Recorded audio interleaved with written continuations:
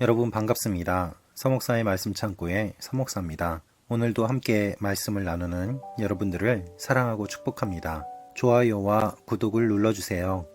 여러분과 함께 더 많은 말씀들을 나누기 원합니다. 오늘은 요한복음 6장 16절에서 21절 말씀입니다.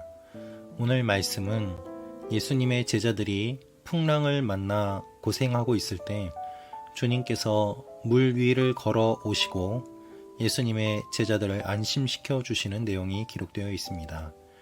이 말씀을 통하여 하나님께서 오늘 우리에게 주시는 말씀을 함께 묵상하기 원합니다. 16절입니다.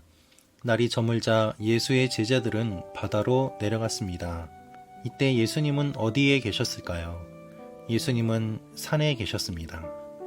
예수님은 혼자 산으로 올라가셨습니다. 그곳에서 무엇을 하셨을까요? 예수님은 기도하셨습니다. 예수님은 산에 계시고 예수님의 제자들은 바다로 내려갔습니다. 예수님과 우리의 차이는 산과 바다만큼 큽니다. 예수님은 기도하시고 제자들은 바다로 내려갑니다.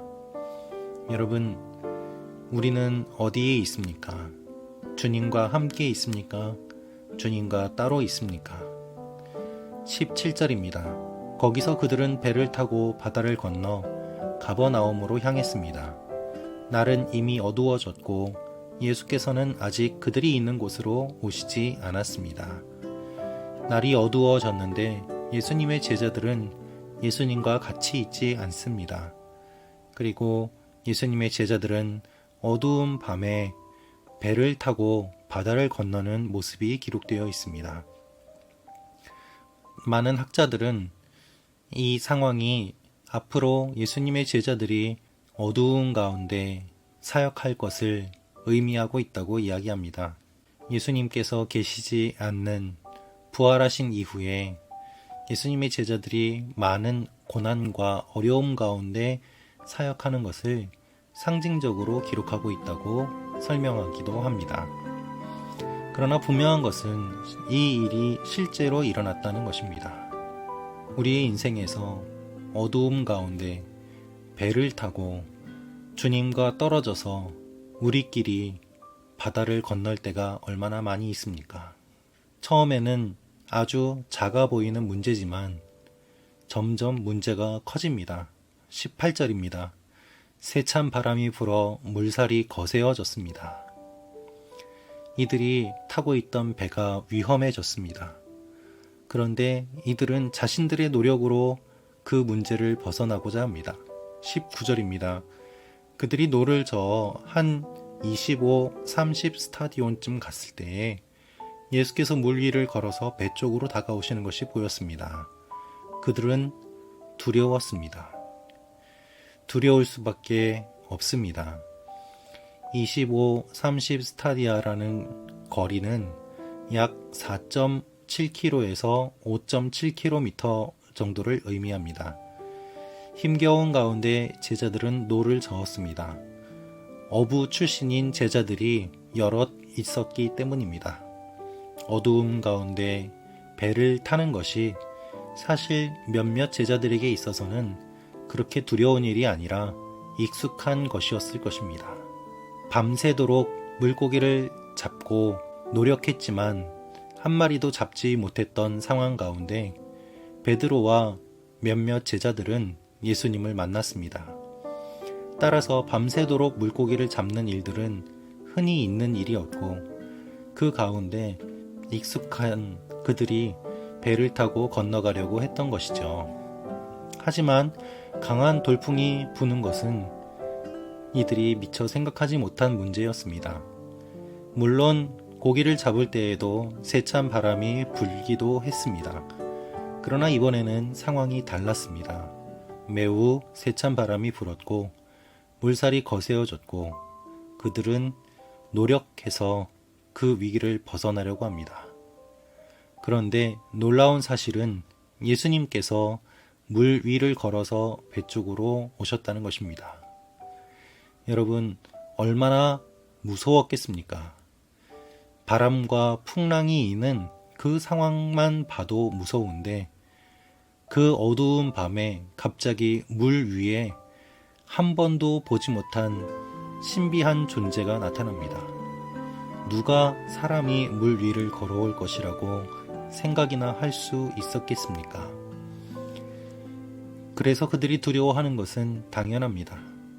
사람들은 언제나 낯선 것을 보면 두려워합니다.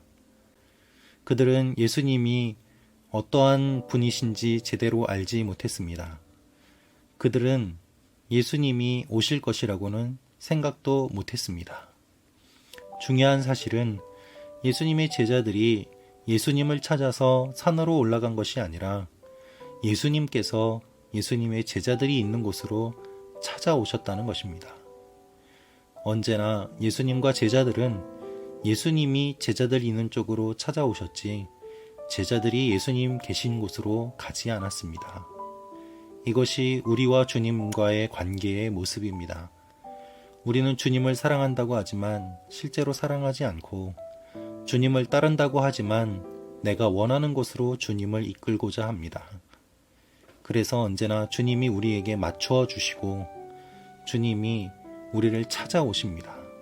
우리는 다 양 같아서 각기 제 길로 가고 목자이신 주님께서 우리를 찾아오셔서 바른 길로 인도하려고 애쓰시는 것이 우리와 주님과의 관계입니다. 그래서 항상 우리는 두려워할 수밖에 없고 인생의 문제를 제대로 해결하지 못합니다. 이러한 상황을 보신 주님께서 이렇게 말씀하십니다. 20절입니다. 그러자 예수께서 그들에게 말씀하셨습니다. 나다, 두려워하지 말라. 주님은 제자들에게 믿음이 없다고 꾸중하시지 않습니다. 두려워하지 말라고 위로하십니다. 여러분, 우리는 무엇을 두려워하고 있습니까? 우리는 항상 무엇인가를 두려워합니다. 그것은 우리의 본능과도 같습니다. 그래서 주님은 말씀하십니다. 두려워하지 마라. 주님을 믿으면 두려워하지 않게 되고 죽음도 두려워하지 않게 되고 그렇게 두려워하지 않은 사람들이 순교의 길을 걸어갔습니다. 여러분, 우리 두려워하지 맙시다. 주님과 함께 있음을 기억하며 어두운 밤 풍랑을 잔잔케 하시는 주님을 함께 바라봅시다. 21절입니다. 그러자 그들은 기꺼이 예수를 배 안으로 모셨습니다. 배는 곧 그들이 가려던 땅에 도착했습니다. 그들이 아무리 애써도 배가 나아가지 않았는데 주님이 배 안에 계시자 배는 곧 도착하게 됩니다. 여러분, 우리의 인생에 주님이 계시지 않아서 힘은 힘대로 들고 노력해도 멀리 가지 못하고 나아가지 못할 때가 얼마나 많이 있습니까? 그럴 때 주님을 배 안으로 모십시오.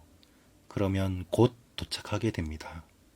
오히려 막혀있던 것들이 풀리게 되고 보지 못했던 것들을 보게 되고 그리하여 내 힘으로 갈 때는 빙 돌아가는 길이 주님과 함께 있음으로 말미암아 지름길로 가게 되는 경험들을 하게 될 것입니다. 오늘 하루 그러한 일들을 경험하는 여러분과 제가 되기를 기도합니다. 주님, 우리의 인생에 어두운 바다가 있습니다. 풍랑이 있습니다.